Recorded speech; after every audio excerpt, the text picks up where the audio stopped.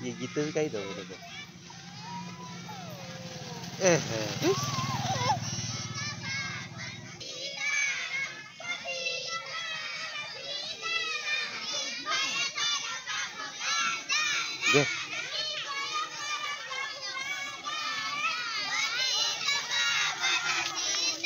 terus deh deh deh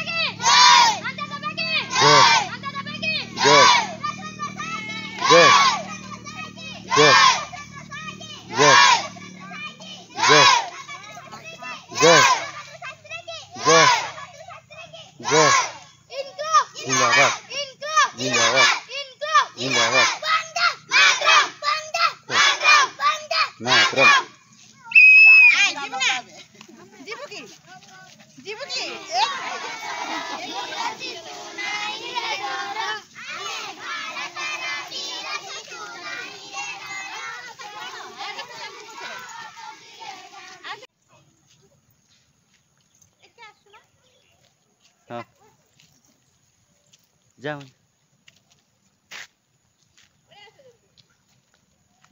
जाना अपन से पाखर उठिया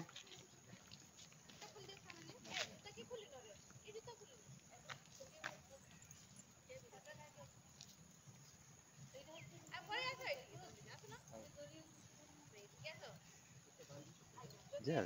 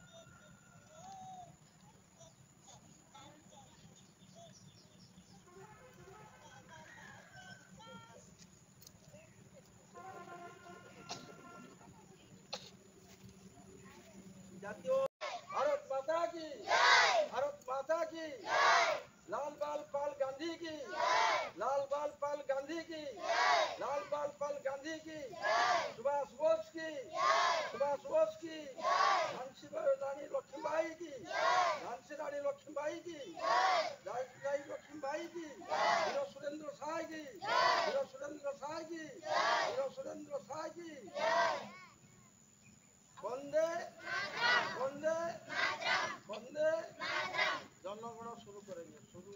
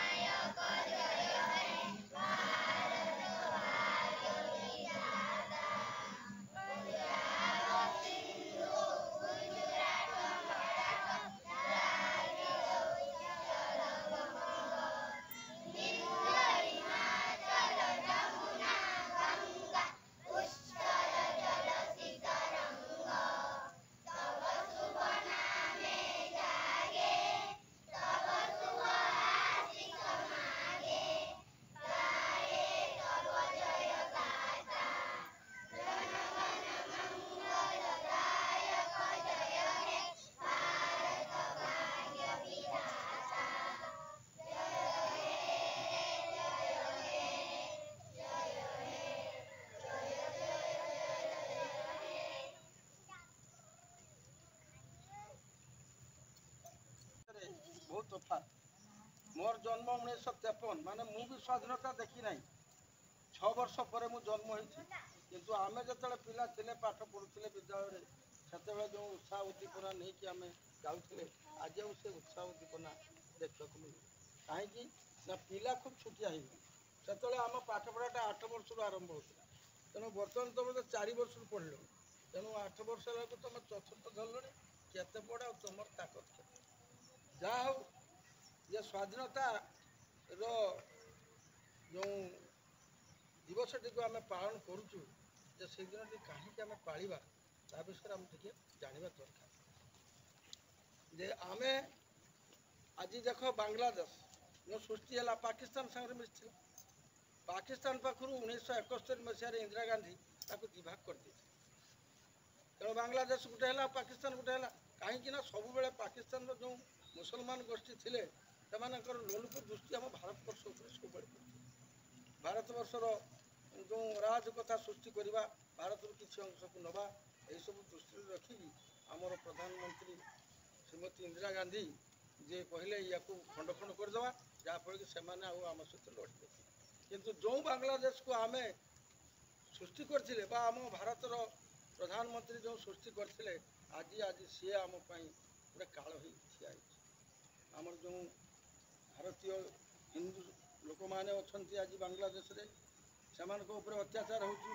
ଯେ ତାର ପ୍ରଧାନମନ୍ତ୍ରୀ ଶେଖ୍ ହାସିନା ଆମର ଆସିକି ଭାରତବର୍ଷରେ ଆଶ୍ରୟ ନେଇଛନ୍ତି, ତାଙ୍କୁ ଖେଦି ଦେଇଛନ୍ତି। ଏଠି ଅରାଜକତା ବ୍ୟାପିଛି। ତେଣୁ ବର୍ତ୍ତମାନ ଆମର ହିନ୍ଦୁମାନଙ୍କର ଘର ଜାଳି ଦେଉଛନ୍ତି। ଆମର ଆରାଧ୍ୟ ଦେବତା ଜଗନ୍ନାଥ ମହାପ୍ରଭୁଙ୍କୁ କାଲି ପୋଡ଼ି ଦେଇଛନ୍ତି। ମନ୍ଦିର ଭାଙ୍ଗି ଦେଉଛନ୍ତି। ତେଣୁ ଇଏ ଅସହ୍ୟ ହେଲାଣି ଭାରତବର୍ଷରେ। ଆମର ପ୍ରଧାନମନ୍ତ୍ରୀ ମୋଦି କହିଛନ୍ତି ଯେ ତୁରନ୍ତ ୟାର ସମାଧାନ କର ନହେଲେ ଆମ ଭାରତୀୟ ସୈନ୍ୟ ବାଧ୍ୟ ହୋଇ ବାଂଲାଦେଶକୁ ଅଧିକୃତ କରିବାକୁ। ଶାହା କହିଛନ୍ତି ଯେ ମୁଁ ଆଉ ଥରେ ରାଜ କରିବି ପୁଣି ବାଂଲାଦେଶକୁ। ଅର୍ଥ ଯେ ଭାରତ ସହିତ କାହିଁକି ଆମ ମୋଦି ଏଥର ରୁଷିଆ ଯାଇଥିଲେ। ଏଥର ରାଜଗଲା ବାଇଡେନ୍ ସରକାର ଆମେରିକା ସରକାର ଯେ ରୁଷିଆ କାହିଁକି ଗଲା ତେଣୁ ଉସ୍କେଇ ଦେଲା ସେ ସେଠି ଯେ ସଂରକ୍ଷଣ ବିରୁଦ୍ଧରେ ଯେଉଁ ଆନ୍ଦୋଳନ ଚାଲିଛି ଛାତ୍ର ସମାଜ ଯେଉଁମାନେ କରିଛନ୍ତି ଆଜି ବିପନ୍ନ ବାଂଲାଦେଶୀ ତାହା ସହିତ ଆମ ଭାରତୀୟମାନେ ମଧ୍ୟ ଆଜି ବିପନ୍ନ। ତେବେ ଏଇ ଘଡ଼ିସନ୍ଧି ମୁହୂର୍ତ୍ତ ଯେଉଁମାନେ ଆମର ସ୍ୱାଧୀନତା କରିଥିଲେ ସେମାନେ ଆଜି ଆଉ ନାହାନ୍ତି। ଯେଉଁ କହିଲି ଲାଲ ବାଲ ପାଲ ଗାନ୍ଧୀ ସୁଭାଷ ପଟେଲ ଆଦି ଏଇମାନେ ଥିଲେ। ଲାଲ ହେଉଛି ଲାଲ ଲାଜପତ ରାୟ, ବାଲ ହେଲା ବାଲ ଗଙ୍ଗାଧର ତିଲକ, ପାଲ ହେଲା ବିପିନ ବିହାରୀ ପାଲ, ମହାତ୍ମା ଗାନ୍ଧୀ, ସୁଭାଷ ବୋଷ, ସର୍ଦ୍ଦାର ବଲ୍ଲଭ ଭାଇ ପଟେଲ। ସେ ଯେଉଁମାନେ ନିଜର ଜୀବନ ମାନେ ସମସ୍ତ ସମୟ ଦେଇ ଭାରତକୁ ସ୍ୱାଧୀନତା କଲା ସେମାନେ ଆଜି ନାହାନ୍ତି। ଆମେ ତାଙ୍କର ଦାୟାଦ, ତାଙ୍କ ବଂଶଧର ଆମେ। ତେଣୁ ଏ ସ୍ୱାଧୀନତା କେମିତି ଅକ୍ଷୁଣ୍ଣ ରହିବ ଆମମାନଙ୍କର କର୍ତ୍ତବ୍ୟ ହେବା ଉଚିତ। ତୁମେ ଛୋଟିଆ ଛୁଆ ହେଲେ ବି ତୁମ ଦେହରେ ଭାରତୀୟର ଯେଉଁ ରକ୍ତ ପ୍ରବାହିତ ହେଉଛି। ତେଣୁ ଭାରତ ଆମ ଦେଶ ଯେମିତି ଆଉ ଥରେ ପରାଧୀନ ଶିକାର ନ ହେଉ ସେଗୁଡ଼ାକ ଦେଖିବା ଆଜି କର୍ତ୍ତବ୍ୟ। ତୁମେ ହୁଏତ 7-8 ବର୍ଷ କି 9 ବର୍ଷର ହେବ 12 ବର୍ଷର ପୁଅ ବାଜିରାଉତ ହସି ହସି ତା ଜୀବନକୁ ଦେଶ ପାଇଁ ଦେଇଥିଲା। ଇଂରେଜମାନଙ୍କୁ ସେ ଛାଡ଼ିଲାନି ଢେଙ୍କାନାଳକୁ। କହିଲା ପଛେ ଜୀବନ ଯିବ ମୁଁ ତୁମକୁ ବିଦେଶୀମାନଙ୍କୁ ମୋ ମାଟିକୁ ଛୁଇଁବାକୁ ଦେବି ନାହିଁ। ତାକୁ ଗୁଳି ମାରିକି ମାରିଦେଲେ ତଥାପି ସେ କାହାରିକୁ ଜଣକୁ ଡଙ୍ଗାରେ ପାର କରିନଥିଲା। ତେଣୁ ସେଇ ଦେଶର ଯେତେବେଳେ ଇନ୍ଦିରା ଗାନ୍ଧୀ 12 ବର୍ଷର ହେଇଥିଲେ ସେ ଯେଉଁ ଗୋଟେ ଥିଲା ତାଙ୍କର ଛୋଟିଆ ଛୋଟିଆ ପିଲାମାନଙ୍କର ମେଳି ସେମାନେ ଖବର ଦେଉଥିଲେ ଚାରିଆଡ଼କୁ। ସେଇଥିରେ ସେ ଥିଲେ। ତାର ସବରକର ବିଷୟରେ 6ଠ ଶ୍ରେଣୀରେ ଲେଖା ହେଇଛି ଦେଖିବ। ତାଙ୍କୁ କଳାପାଣି ହେଲା ଯେଉଁଠି ଚାରିଆଡ଼େ ଚାହିଁଲେ ଖାଲି ସମୁଦ୍ର। ଆଣ୍ଡାମାନ ନିକୋବର ଦ୍ୱୀପପୁଞ୍ଜରେ ତାକୁ ବନ୍ଦୀ କରାଗଲା।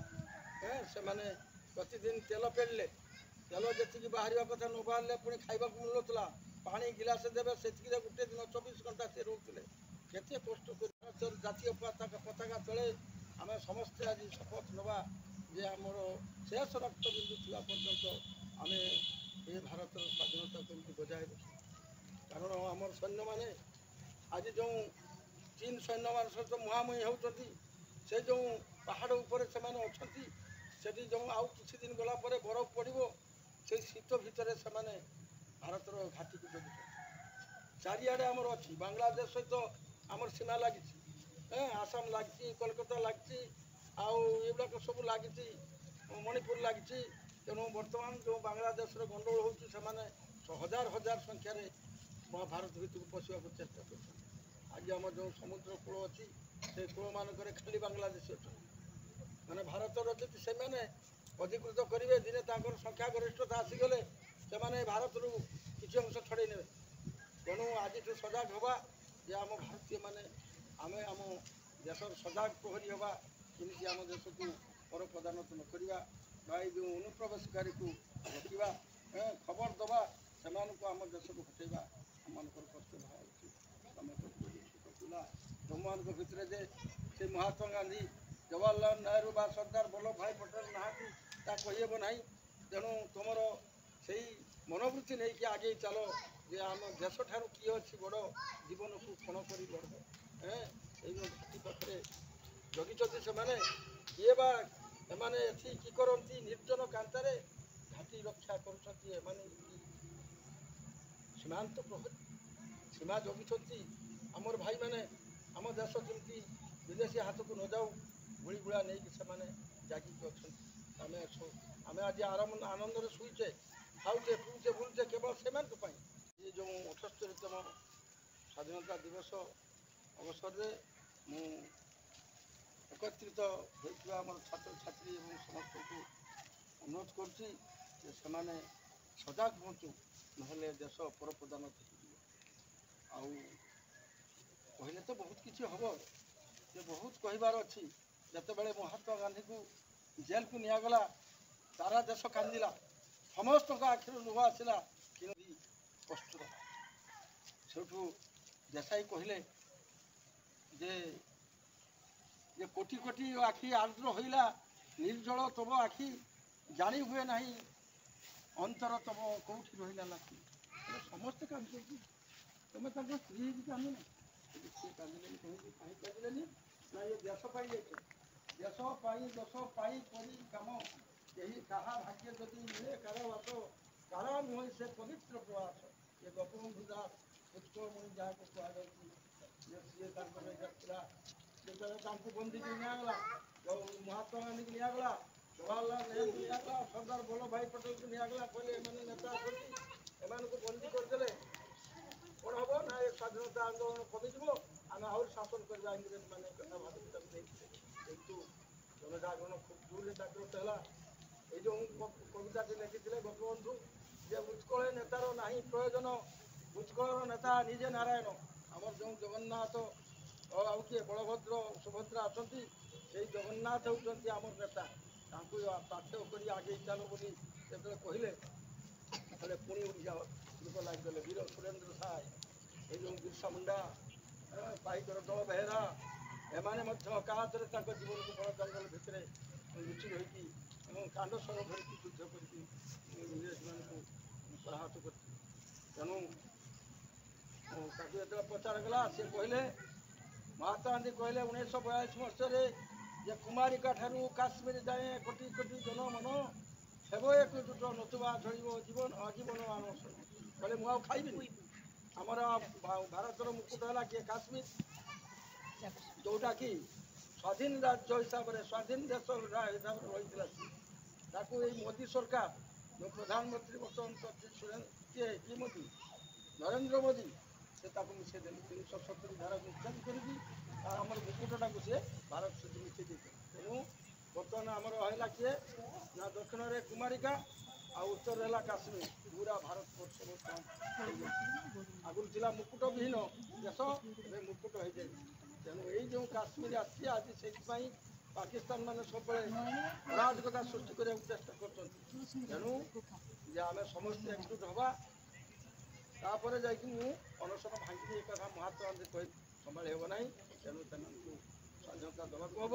ଏହା କହିକି 1946 ମସିହାରେ କହିଲେ ତୁମେ ସମ୍ବିଧାନ ତିଆରି କର। 1949ରେ ସେ ଦେଲେ, 50ରେ ଆମର ସାଧାରଣତନ୍ତ୍ର ରାଷ୍ଟ୍ର ହେଲା। କିନ୍ତୁ 1947ରେ ଆମକୁ ସ୍ୱାଧୀନତା ଦେଲେ ହେଲା। ଆମ ସ୍ୱାଧୀନ ଭାରତର ପ୍ରଥମ ରାଷ୍ଟ୍ରପତି ହେଉଛନ୍ତି ରାଜେନ୍ଦ୍ର ପ୍ରସାଦ, ଆଉ ପ୍ରଥମ ପ୍ରଧାନମନ୍ତ୍ରୀ ଥିଲେ ଜବାହରଲାଲ ନେହେରୁ। ଆଜି ସବୁ ବଢ଼ି ବଢ଼ି ଆଜି ମୋଦି, ନରେନ୍ଦ୍ର ମୋଦି ଆଜି ଲାଲକିଲ୍ଲାରେ 11 ଥର ପତାକା ଉତ୍ତୋଳନ କରିବେ। ଦସ୍ତର କରିଥିଲେ ଆଜି ଆଜ୍ଞା ଆମର ଯେଉଁ ଆଗରୁ କଂଗ୍ରେସ ପ୍ରଧାନମନ୍ତ୍ରୀ ଥିଲେ